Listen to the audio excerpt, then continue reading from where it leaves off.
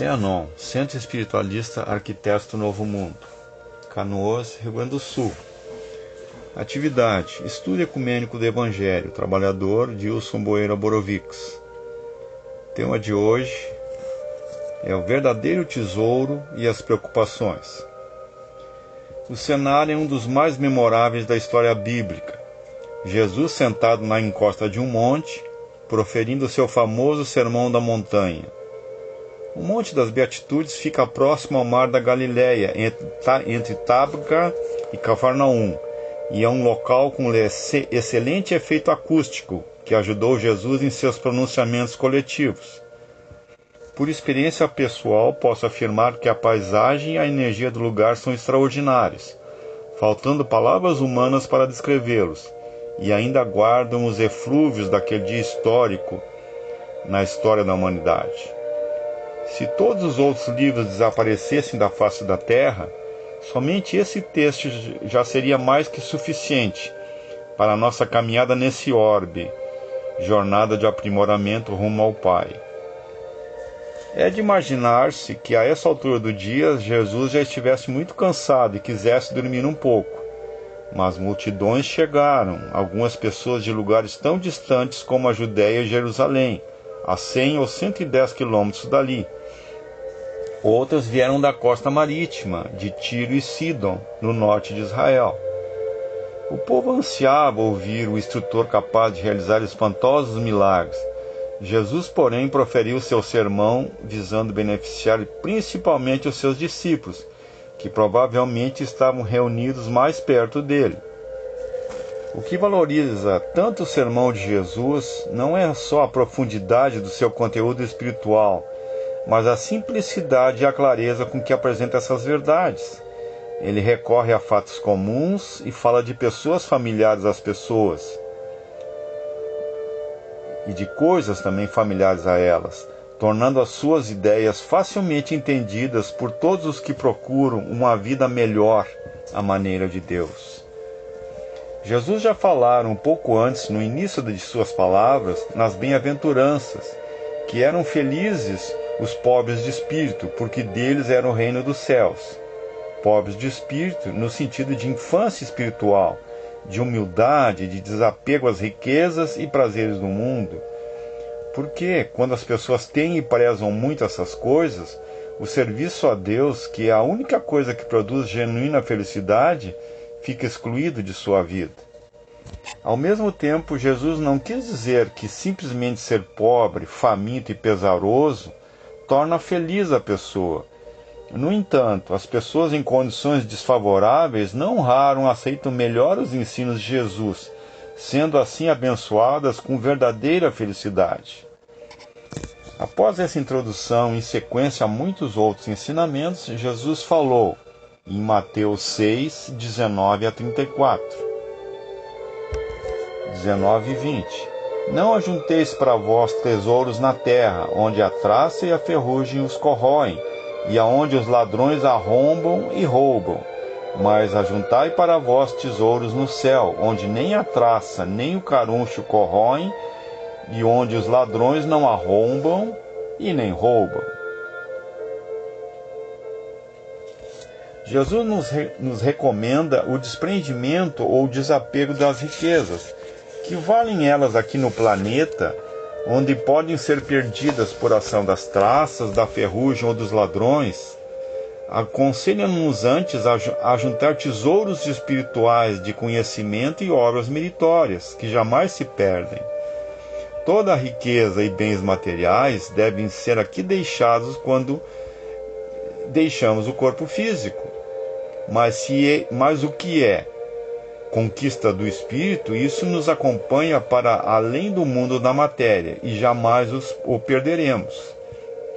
Prosseguindo, Jesus trata da armadilha de se dar indevida ênfase aos bens materiais. Os tesouros armazenados não são somente perecíveis, mas também não granjeiam nenhum mérito perante Deus. Os tesouros armazenados no céu são conseguidos colocando-se o serviço de Deus em primeiro lugar na vida. Ninguém pode privar alguém do mérito acumulado assim perante Deus, nem de sua grandiosa recompensa. Chico Xavier, canalizando Emmanuel, escreveu: quando o mestre nos recomendou que ajuntássemos tesouros no céu, aconselhava-nos a dilatar os valores do bem na paz do coração. O homem que adquire fé e conhecimento, virtude e iluminação, nos recessos divinos da consciência, possui o roteiro celeste. Cresçamos na virtude e incorporemos a verdadeira sabedoria, porque amanhã serás visitada pela mão niveladora da morte, e possuirás tão somente as qualidades nobres ou aviltantes que houveres instalado em ti mesmo. 21. Pois onde está o teu tesouro, aí estará também teu coração. Essa forma axiomática esclarece toda a razão deste ensinamento. Do que é que tu mais gostas? O essencial não é não ter, e sim não apegar-se, não prender o pensamento, cuja sede reside no coração, a essas coisas externas e transitórias. Pessoas há que dizem: se eu ganhasse na loteria esportiva ou na Mega Sena, os meus problemas estariam resolvidos. Esses filósofos consideram-se que a economia e as finanças determinam o sentido de suas vidas, absolutizando o dinheiro, fazendo dele um ídolo que toma o lugar de Deus no pedestal. 22 e 23.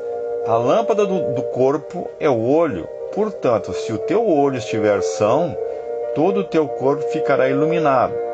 Mas se o teu olho estiver doente, todo o teu corpo ficará escuro.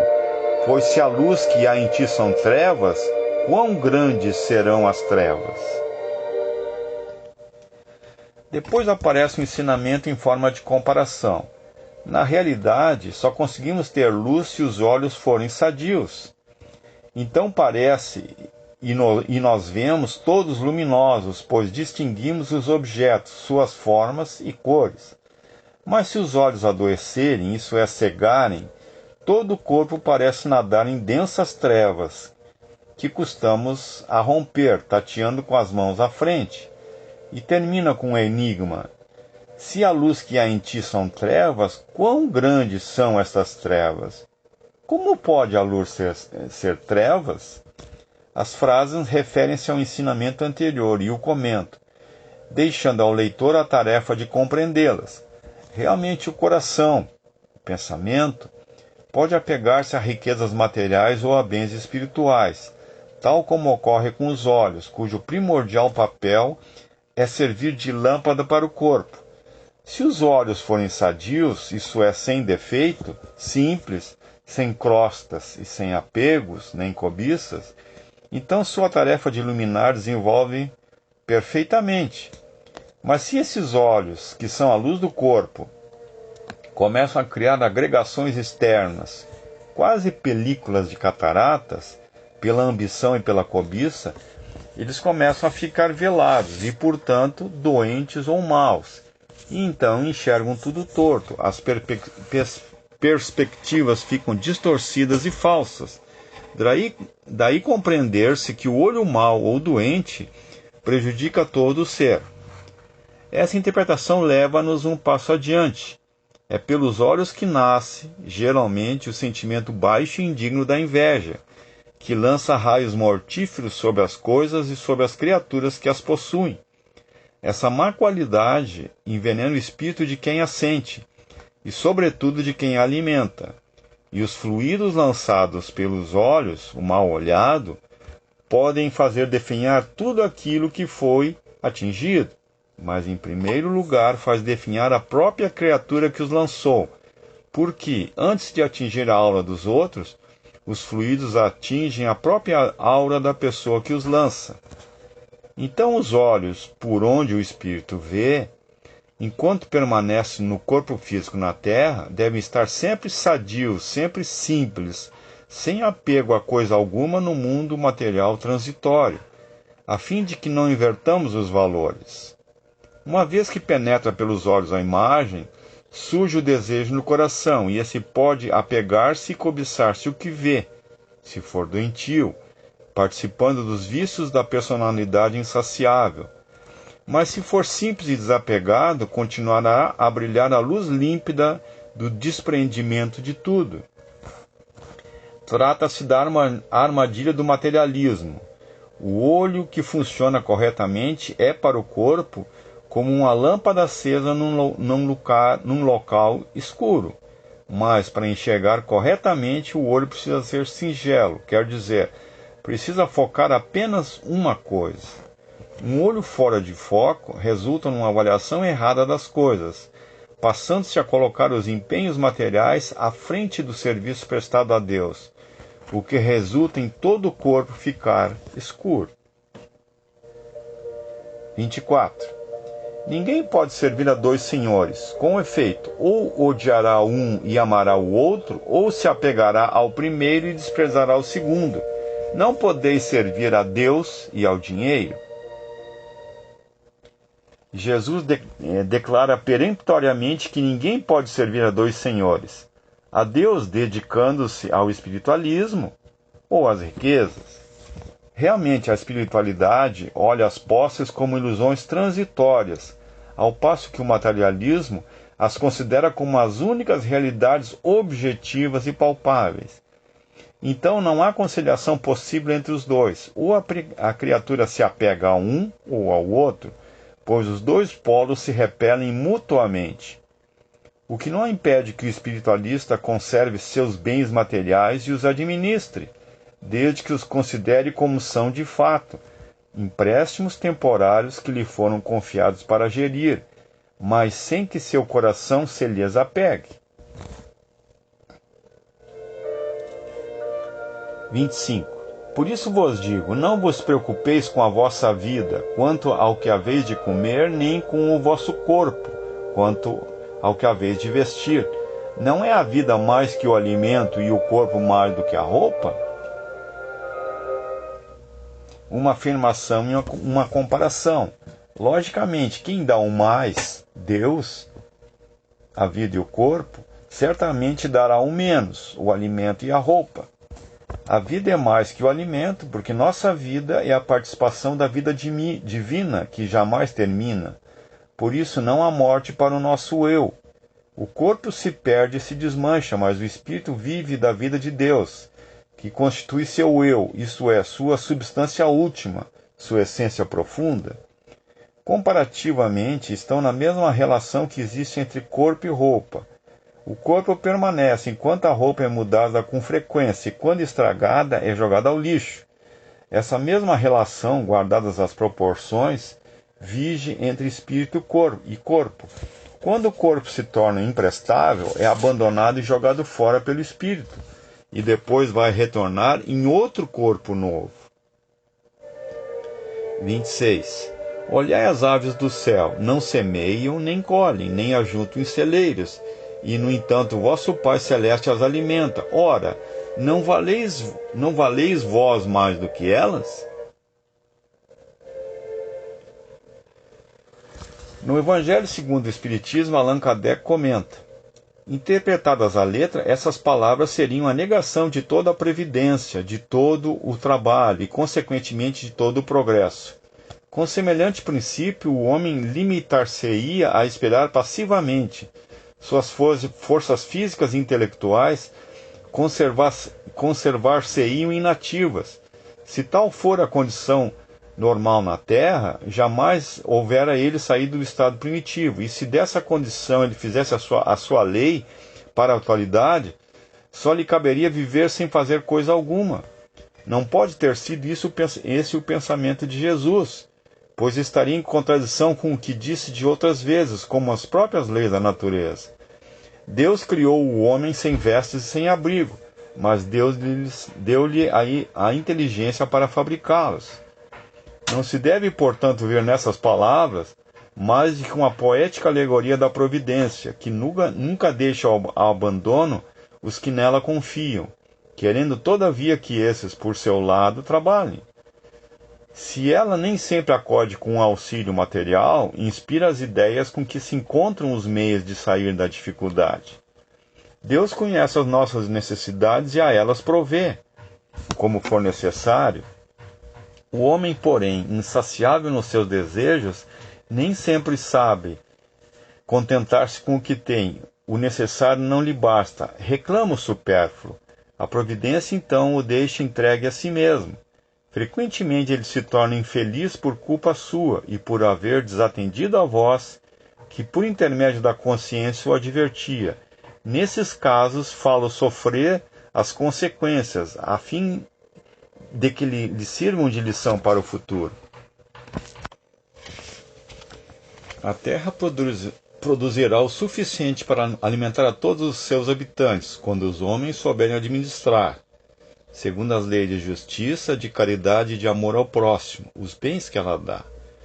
Quando a fraternidade reinar entre os povos, como entre províncias de um mesmo império, o momento supérfluo de um suprirá a momentânea insuficiência do outro, e cada um terá o necessário. O rico, então, considerar-se-á como um que possui grande quantidade de sementes. Se as espalhar, elas produzirão pelo cêntuplo para si e para os outros. Se, entretanto, comer sozinho as sementes, se as desperdiçar e deixar que se perca o excedente do que haja comido, nada produzirão e não haverá o bastante para todos. Se as amontoar no seu celeiro, os vermes as devorarão. Daí o haver dito Jesus: não acumuleis tesouros na terra, pois que são perecíveis, acumulai-os no céu, onde são eternos. Em outros termos, não ligueis aos bens materiais mais importância do que aos bens espirituais, e sabeis sacrificar os primeiros aos segundos. A fraternidade e a caridade não se decretam em leis. Se uma e outra não estiverem no coração, o egoísmo aí sempre imperará. Depois de tratar do desprendimento dos bens terrestres, Jesus passa o maior aprimoramento dessa teoria, ensinando-nos que nem sempre devemos preocupar-nos com o que a humanidade geralmente considera essencial. E o raciocínio apresentado é de irretorquível lógica. Quem dá o mais, dá o menos. Quem alimenta as aves, alimenta os homens. Quem veste as flores silvestres tem meios de sobra para vestir as criaturas. Porque o cuidado que o autor da vida dispensa às coisas mínimas demonstra a dedicação alerta do Pai carinhoso, atento a todos os pormenores dos mais pequeninos seres. 27.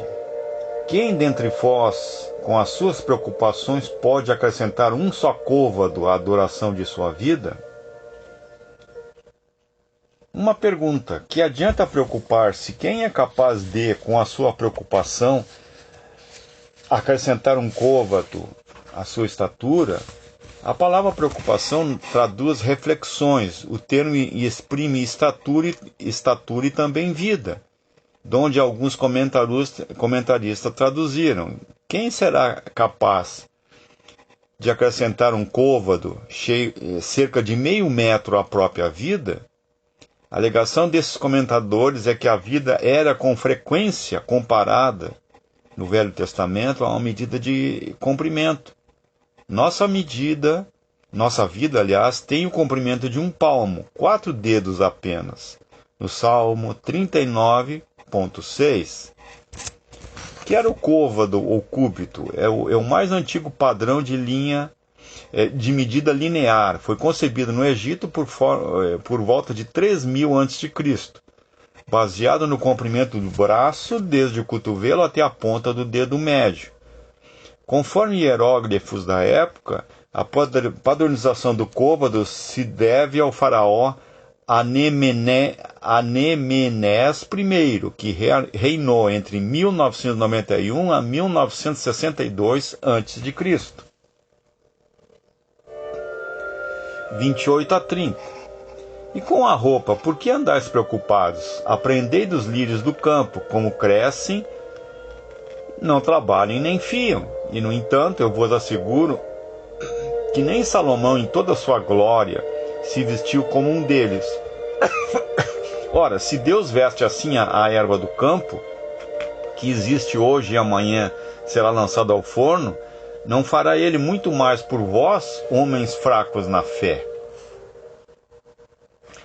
Jesus passa então a contemplar as flores de cores brilhantes e chega à segunda comparação. Os lírios do campo, flores agrestes que nascem e crescem sem cultivo, todas apresentam uma riqueza de vestuário que nem o mais rico rei, Salomão, conseguirá igualar. Então por que duvidar?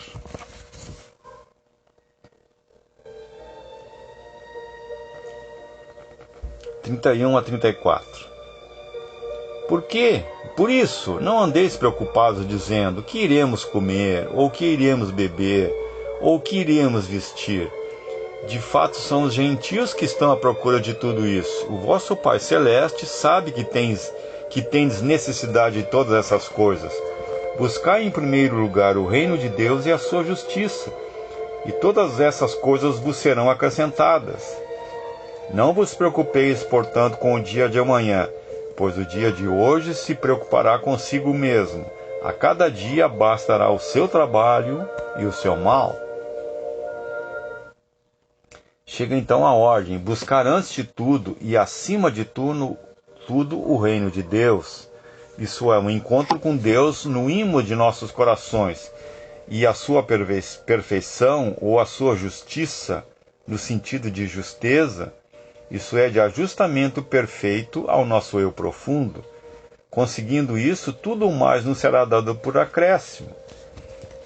Vem-se a seguir a conclusão: não vos preocupeis, o que significa que devemos trabalhar para consegui-las, mas sem preocupação, mantendo íntima certeza que nada nos faltará no que for essencial à vida. E continua Jesus, recomendando que não devemos preocupar-nos com o amanhã, pois a cada dia basta o seu trabalho e os seus problemas.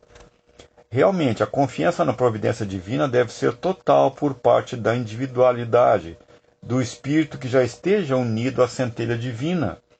Todo o trecho está imbuído desse espírito de renúncia e desprendimento das coisas materiais e de fixação na realidade do que é espiritual. Quando o espírito compreende a realidade de Deus imanente em todos e em todos, quando verifica que o Pai habita dentro das flores e das plantas, dando-lhes vestimenta de delicadeza e de beleza inatingíveis pelo homem, qualquer que seja a sua riqueza, quando se convence que Deus está dentro dos pássaros, deles cuidando ternamente, na roupagem multicor das penas, garantindo-lhes ainda o sustento dia a dia, então sua confiança na providência cresce ao ponto de saber que também não poderá haver abandono por parte do Pai a qualquer criatura humana, cuja evolução a torna muito mais importante do que qualquer flor ou pássaro. O ponto básico é o princípio da não preocupação. Realmente não é a ocupação que cansa, mas a preocupação. E os cristãos tão pouco aprenderam a lição daquele que dizem ser seu mestre, seu Deus, e vivem hoje a tomar remédios e a fazer higiene mental para combater os males psíquicos provocados pela excessiva preocupação de todos por tudo. As criaturas todas se deixam envolver pelas preocupações ansiosas que causam angústia e descontrolam o sistema nervoso. E isso porque não aprenderam a lição que já foi ensinada há 2000 anos. Verdadeiras cabeças duras na teimosia do erro, que não quer ver a verdade. Lição sublime se for seguida literalmente, pois os resultados são realmente fabulosos. Só quem o experimentou pode confirmá-lo. Não falha mais a providência divina. Aqui Jesus repete o ensinamento dado pelos versículos antes, em Mateus 6,8. O Pai sabe o de que necessitamos antes de lhe pedirmos. Para quem imagina Deus como alguém que está muito longe, sentado em um trono, colocado a milhares de quilômetros, essa assertiva de que ele vê e sabe de tudo é difícil de aceitar. Mas para aqueles que concebem Deus como na realidade é força, inteligência e o amor que constitui a vida e a alma dos universos infinitos, a essência última de todas as criaturas animadas e inanimadas, estando integralmente imanente em cada 10 milionésimo de milímetro cúbico de tudo, a ideia é facilmente compreensível. E especialmente em termos de crise econômica e de pandemia como vivemos agora, que essas palavras de Jesus merecem atenção cuidadosa. A pessoa que fica excessivamente ansiosa por suas necessidades materiais, passando a negligenciar os interesses espirituais, está, na realidade, mostrando falta de fé na capacidade de Deus de fazer provisões para os seus servos. Pensemos na atual situação. Com a pandemia agraçando em todo o mundo, a apreensão geral, milhões de pessoas de quarentena em casa, o medo de sair às ruas, de ter contato com outras pessoas. Aconteceu, quase ninguém previa isso. Culpa de Deus? Não. Culpa dos homens com sua inconsequência de vida, fazendo o seu dia a dia sem pensar nos outros e no próprio planeta. Nunca mais seremos os mesmos, a Terra não será a mesma.